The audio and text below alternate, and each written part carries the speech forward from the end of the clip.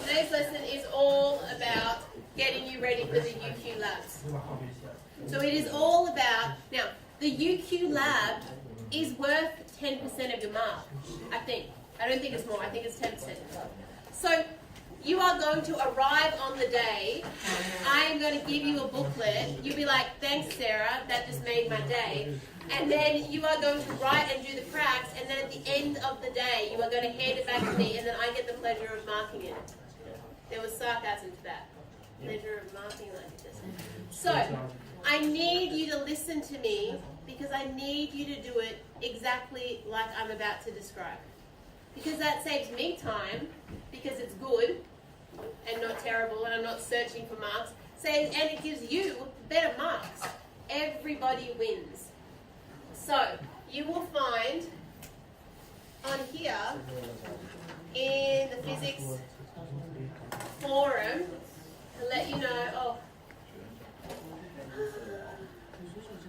the physics forum, I have put in the PowerPoint with all of the pre-reading stuff you need. So here, physics resources, if you click on this, it will bring up this PowerPoint and this PowerPoint, once it works, eventually, it's really going to work, eventually. There you go. Not on that one.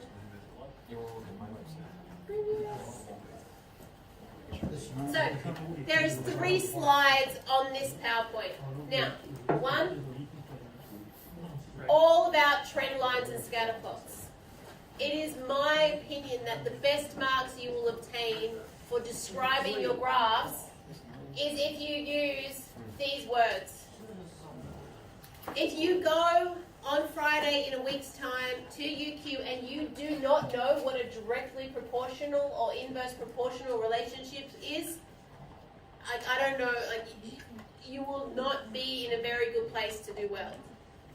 So these things you should know. You should understand about an outlier. If you have data, for instance, if you have data and you plot it on your graph and it's like drum, drum, drum, drum, drum, drum, and then you have a piece of data like this, that is an outlier. You should be able to discuss that and say that clearly something went wrong. Okay? And you should be able to call it an outlier. You should be able to talk about the trend. You should understand that a trend line is a line that you create that has the smallest distance between the points. So it is trying to describe the trend. Okay?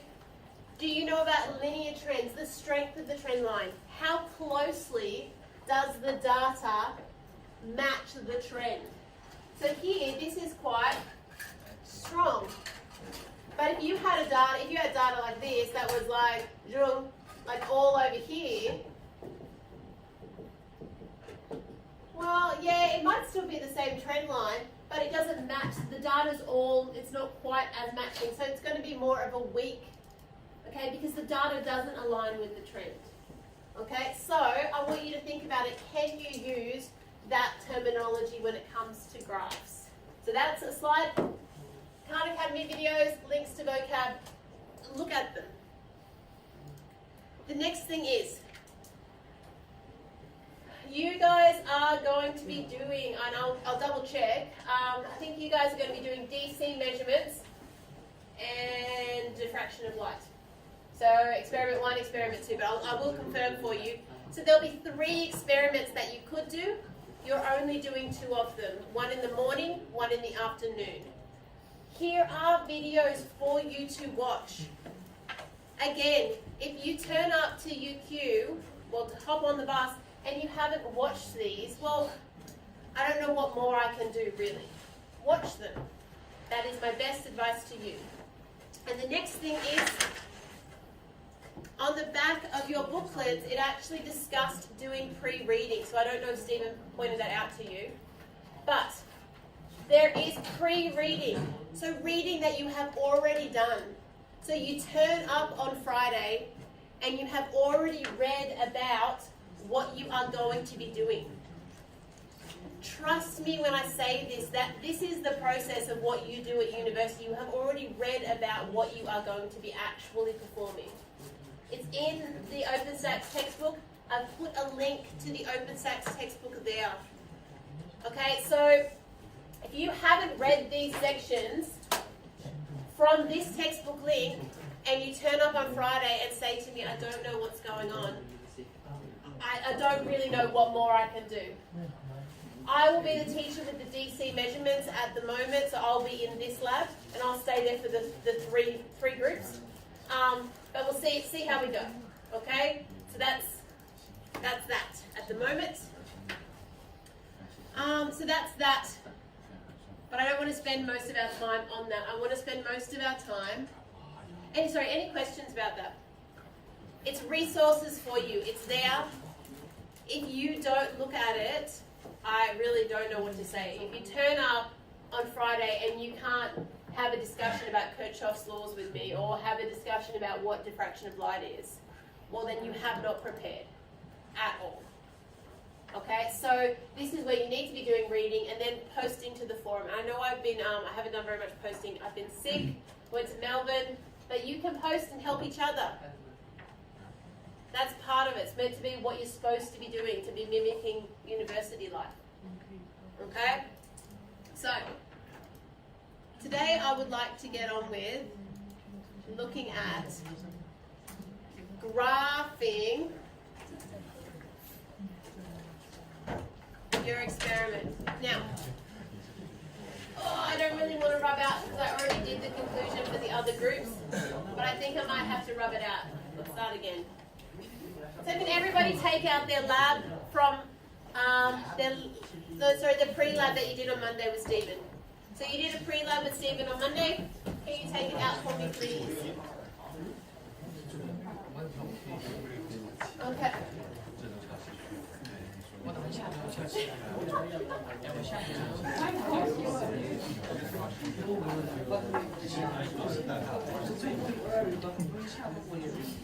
Okay. So in your pre-lab, you have your axes. You had your data that you gathered. Now, I'm going to be saying things that may mean something to some people and other people nothing. Now, you had data where you changed the distance. So this distance, you changed it. This was your independent variable.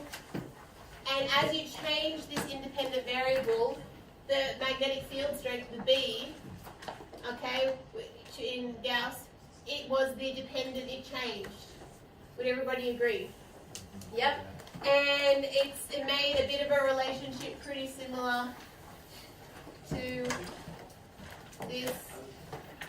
I'm just putting various kind of things in. Yes? Everybody agree with me? Yes. Now, I'm going to say something. For some of you will be like, Sarah, why do you say things like this? But I'm just putting it out there because I like to put things out there. The aim of the experiment was to describe how this relationship varied to Coulomb's law. So Coulomb's law is what? Force equals, is it K? Yeah, K, Q1, Q2 over R squared. Yep, Newton's law of universal gravitation. I'm going to call it N log because it's too hard to say anything else. And it is force equals the gravitational constant times mass 1, mass 2 over R squared. Now, this is what's going to be, I'm putting stuff out there for you to be thinking outside the square. Would you agree that these ones, if we kept these things constant, we now have this relationship?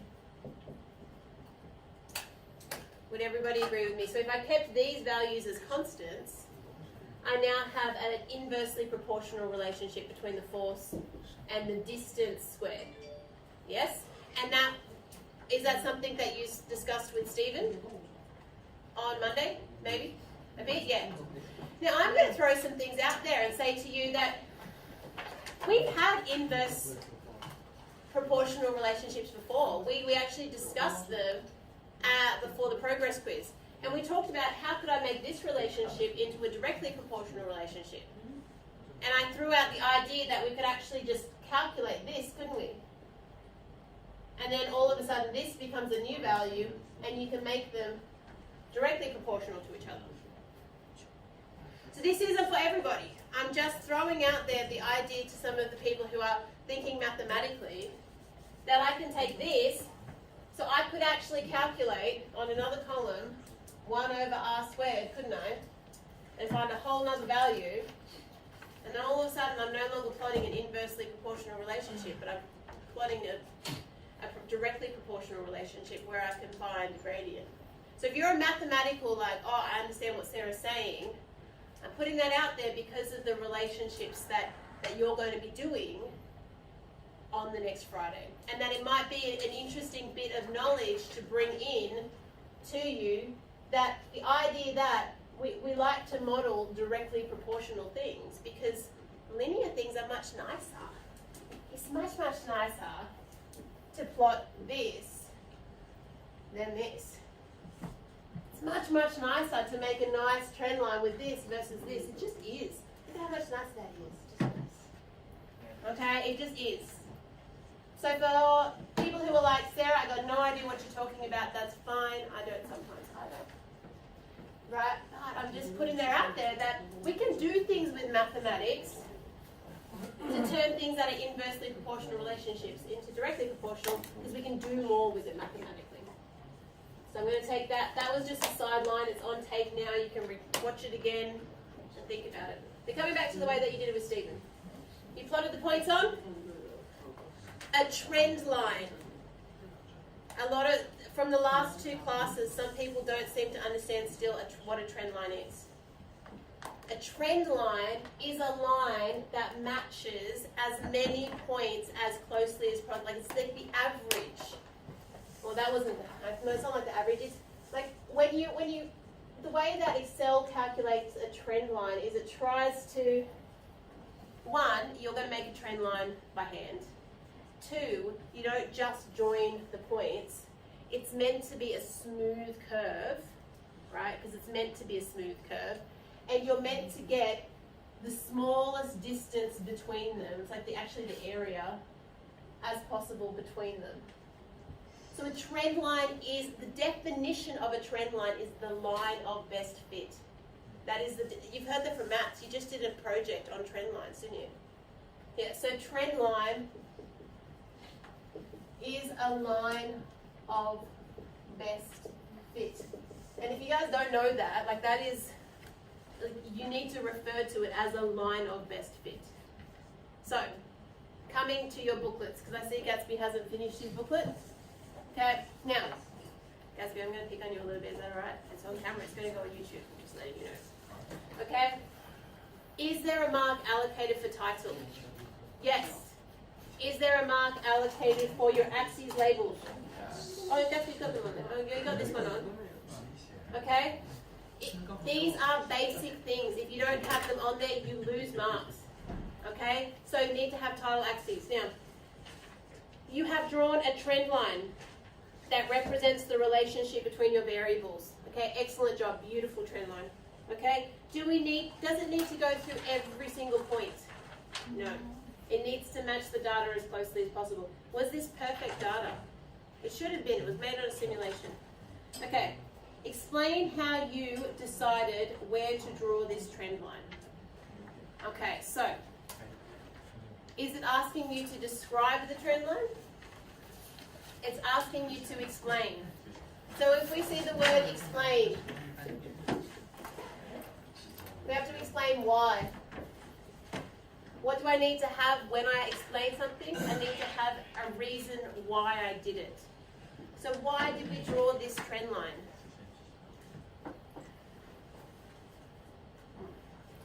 Pen does not work. The inverse, you should be writing this down.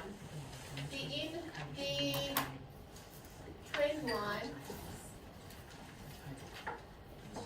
which shows an inverse proportional relationship between the magnetic field strength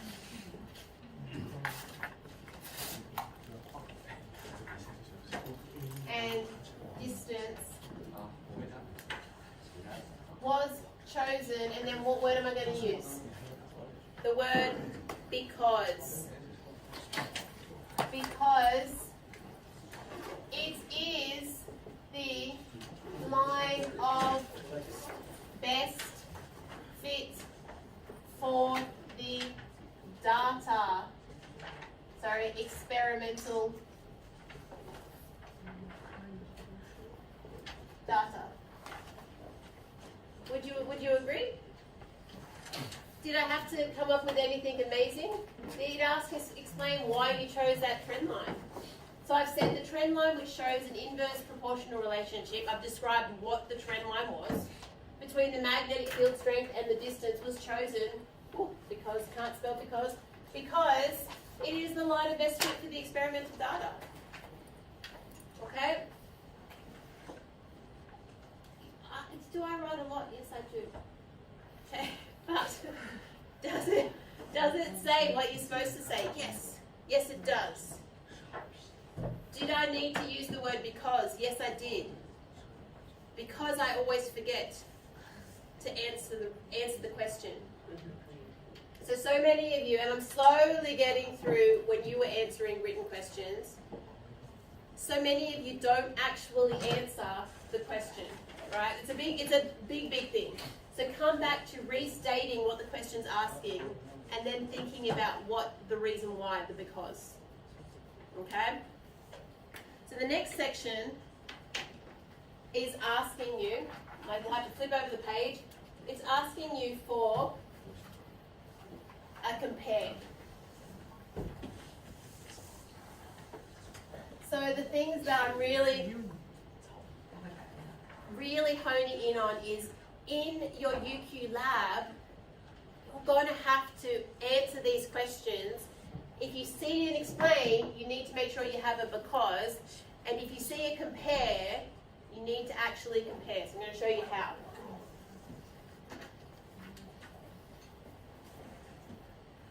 So in order to compare things, this is how I do it. Because I'm not going to lie, I'm not the best writer, so I have to have tricks. I have to have tools, right? So these are my tricks. Okay? Now, I make up a table. Oh, they don't really need to be there. Okay, so I make up a table. This is not my final answer, but this is how I get a good final answer. So the question is asking, so if you flip over the page, I'm using Gatsby's video, and Gatsby's like, why am I sitting here? Sarah's picking on me. I'm not, I'm using your page. Okay, it says, compare your results to theory. Do they match your prediction? Now, did you guys do a prediction? Yes. Okay, so you guys made a prediction, and your prediction looked, most people in the other groups looked a little bit like this. Yep, okay, and you had magnetic field strength, distance, and this was your prediction. Now, when we compare, we are looking to actually show that we've thought about the things that are the same and the things that are different. Okay? So these are like, this is all English stuff. So the word compare is asking us to think, what's the same between them? What's different between them? So what is the same between the predicted and the experimental? Now, don't forget, I'm not teaching these tools because they're the Prelab tools. I'm teaching them because what are you going to be needing to do at UQ? Compare. Okay? So, what is the same between the predicted graph and the experimental graph? What are they both? Inverse proportional relationships. They are both inverse proportional relationships. Okay? What is different between them? Because when we are comparing, when we see this word compare, okay, don't forget, these are tools, that are instructions. It's like if you see the word add, what does it tell you to do to the numbers? Add them. When you see the word compare, it's telling you to do something. So if we are comparing, we have to also describe what's different between them. So what's different between this graph and this graph? Curvature? The curvature. Okay, so the main thing is most people seem to make a prediction that did not have the I suppose the steep curvature that showed the inverse proportional relationship. Okay, so that's different is the curvature of the trend line. No, the curvature of the relationship. Now, is this my final answer? This isn't. This is just putting together. Now, I'm going to, let's just stop for a sec and think of, you're at UQ now. Now, if you are working, for instance, on DC circuits, right? I'm going to tell you straight off the bat, DC circuits, you're going to be working with Ohm's law. That's pretty obvious. Now, we don't have a formula that I could make a prediction for, do we? I tried to look for one, I couldn't remember it. We don't have a formula. But I'm going to give you an example here.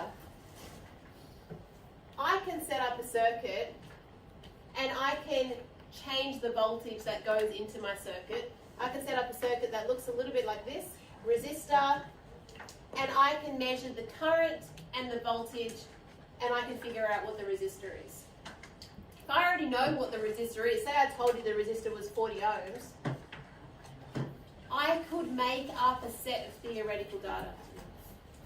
So if I knew that this was 40 ohms, well, if I said if I put in a current of 2 amps times 40, well, my voltage should be 80 volts. This is just an example. And then I could do that experimentally, and this would be my theory, and this would be my experimental. And let's say that, for instance, I found a reading of this at my 40 ohm resistor. I actually found that I ended up with a voltage of 75 volts. I could compare theoretical and experimental, couldn't I? Okay? So that's something to think of that comes with predicted and experimental. I can also compare the value that it should be with the value that it was. And I can talk about the fact that resistors heat up and, there's always unknown things, and just because it says this, there's always a level of error, because there's always error with all experimental results. But I'm just putting out there that this, we don't have that data, but that doesn't mean that at UQ you're not going to be asked to compare theoretical values with experimental values.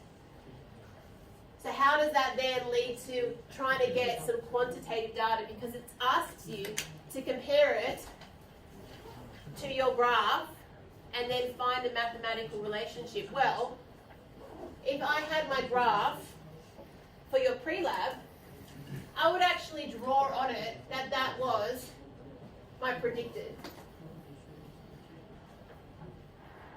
And then something to actually get a value from my trend line and compare my trend line. There's different ways of thinking about how accurate your data is, and I haven't gone through precision versus accuracy with the other classes, so I'm not going to go through it with you either, but I did go through this idea. For instance, if I look at this value here, at a distance of 2, let's say, for instance, we take this mark here. So here, experimentally, this was found to be 6.55. But if I took this same point here, so this is at a distance of 2. So experimentally, the value was 6.55. 2, this was 6.55. But if I look at my trend line, the trend line I drew to try and approximate, my trend line comes up with here. And we're just putting random numbers, like this isn't real numbers, I'm just showing you. Say for instance, it comes up at 5.5. That is something that I can now compare my trend line, okay, to the value that I obtained, like the real value. So when it comes to comparing, it just gives me another way. So now I'm no longer comparing the predicted to the experimental, but I can also compare the trend line to my experimental. Does it just make me look like I know a little bit more? I'm just doing a bit more analysis. Just makes you get that little bit more points.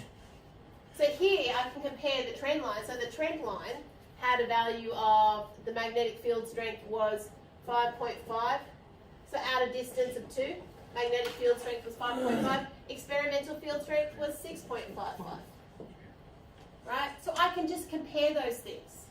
So when I write my compare sentence, like my compare paragraph, it just makes me sound like I know more of what's going on.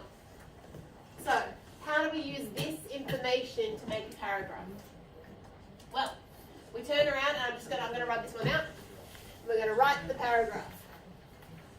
Okay, so I've drawn in my predicted. I'm going to leave the predicted here because I'm going to refer to it in my comparison. So I'm going to start off with saying I'm doing the predicted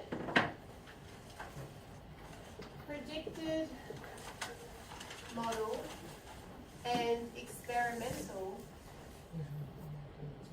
model and experimental data for the magnetic field strength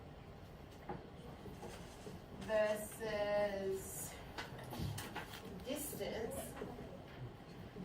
both showed an inverse proportional relationship. So there I've shown and I compared something that was the same. So the predicted model, so I've just gone to what am I comparing? I'm comparing the predicted model and the experimental model. I'm saying what it is, it's the magnetic field strength versus the distance. Just saying what they are and what they both did together. So what's the same about them? Now the next paragraph I have to do is what's different about them. So, however, this is what I've been telling everybody, I'm linking this however. Makes you sound smart, however. However, it really does, yeah. However, the curvature of the experimental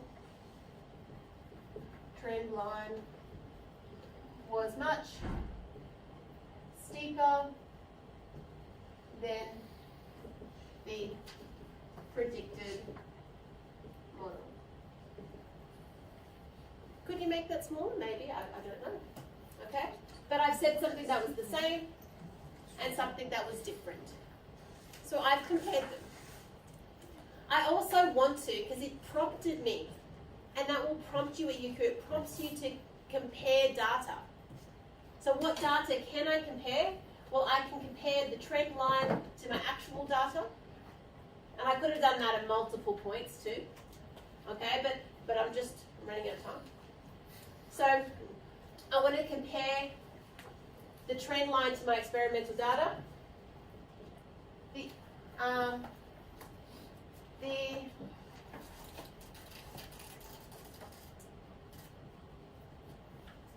variance between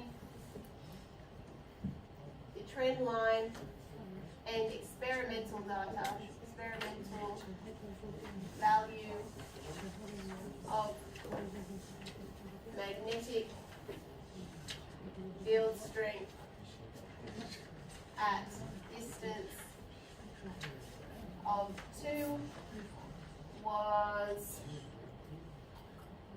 6.55 Gauss versus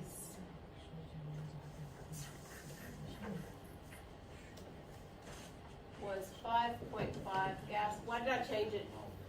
Did anybody realize why I changed it? I did trend line and then experimental, so my data should be in that order too. So it should be trend line and experimental. The trend line was 5.5 Gauss versus 6.55 Gauss. And then I use the word respectively, you don't have to, but it makes it sound more. Okay, because it's respectively, because it goes trend line experimental, 5.5, 6.55. Okay, so that's how we compare. How we compare. If you are really, really stuck English-wise and you're like running out of time, this is not a bad way to get your message across as well. So if you are really stuck with having what to write, this is what, there's nothing wrong with creating a table as well, but it's not as good as a written statement. Okay, because we're preparing you for university. It's what they're looking for at university. By the end of this year, you guys will write better than me. You'll be like, oh, Sarah. Oh, you try your best. So then the last thing that you're asked to do on your sheet is to summarize it and conclude. Okay, so summarizing and concluding. Okay, summarizing and concluding. Oh, coming in. I got in the way. So summarizing and concluding. That was another one. There's been lots of different ways I've done it, written it. Okay. How to write a conclusion.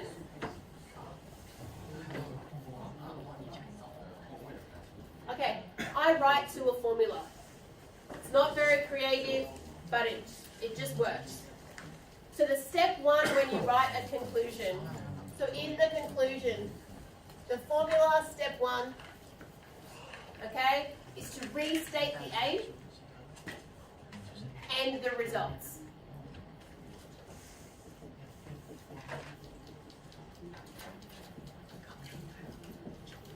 That is step one in your formula for writing a good conclusion. So you come back to what the aim was. You can call it the aim or purpose. I like saying the purpose. Some people said you could start with in summary. I'm going to start with the purpose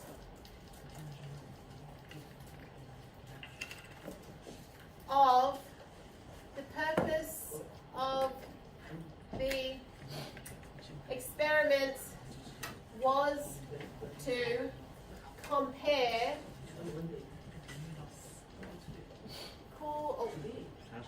Coulomb's law and, can I write analog, Newton's law of universal gravitation with magnetic field strength. I hope everybody's paying attention. This is the third time I've done this today. It's not really that exciting, okay? Okay, I'm not doing it for my benefit. Actually I am, because I want my marking to be easier. Because I was very, very scared when I saw the size of the documents. Okay, so just do it my way, so that I can give you marks. Just do it my way. So the purpose of it's not rocket science. You should start off with the purpose of the experiment. Okay, was to, and then you restating, compare Coulomb's law and Newton's law of gravitation with magnetic field strength and distance. Like you can legitimately just rewrite what's on the aim sheet. Okay? And then you write in these magical words. Are you ready for some magical words? It was found. Magical words. It was found, right? It was found.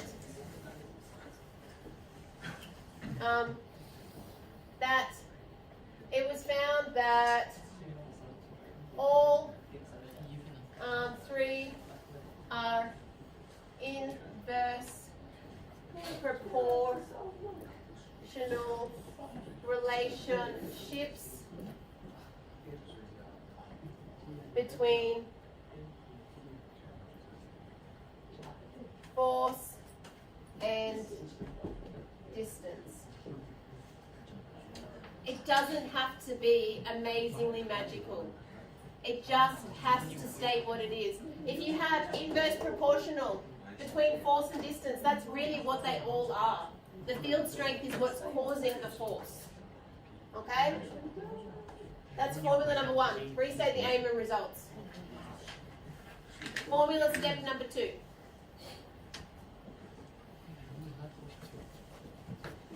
There is more, right? There is more steps to it, but this is the how can I help people with English is the second language do well on something so I can give them maximum marks and be easy for myself to mark. Formula step number 2 is evidence and examples. Okay? So that's step number 2.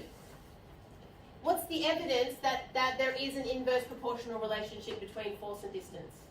Right? That's what you're showing, is what are these relationships? Yes. Sorry? Yeah, you can refer to the graph.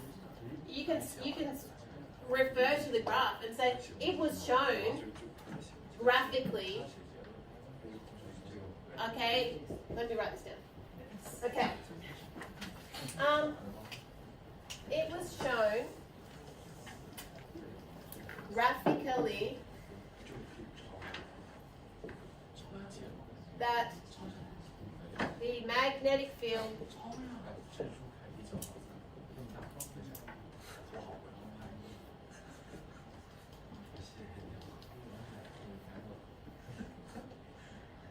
decreased as distance increased in the relationship magnetic field strength.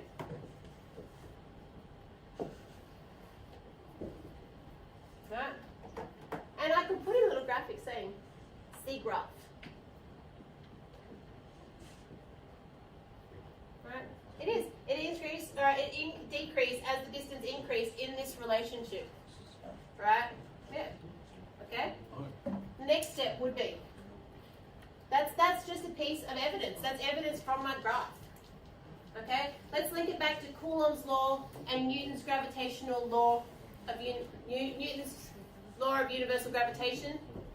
Because don't forget, and this is the number one thing that I can see you guys doing, is come back to what the actual aim was. What was it actually asking you to do? Show that this was related to these two things. Coulomb's law and Newton's law of universal gravitation. That was the aim, was to link them together. So you need to actually link them together. And then we go, Coulomb's law has force directly proportional to 1 on r squared, and Newton's law of universal gravitation is hence, word hence makes you sound fancy too, hence all relationships are inversely proportional.